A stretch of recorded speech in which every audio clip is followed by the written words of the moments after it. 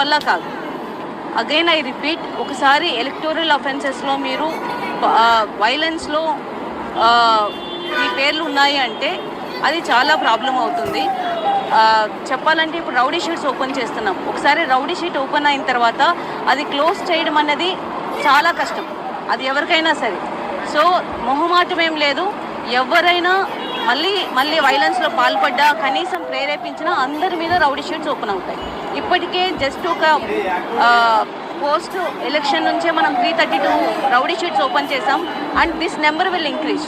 Already ఎవరైతే వైలెన్స్లో ఉన్నారో వాళ్ళందరి మీద కూడా షీట్స్ ఓపెన్ చేయడం జరుగుతుంది. ఈ నెంబర్ కంటిన్యూ అవుతుంది.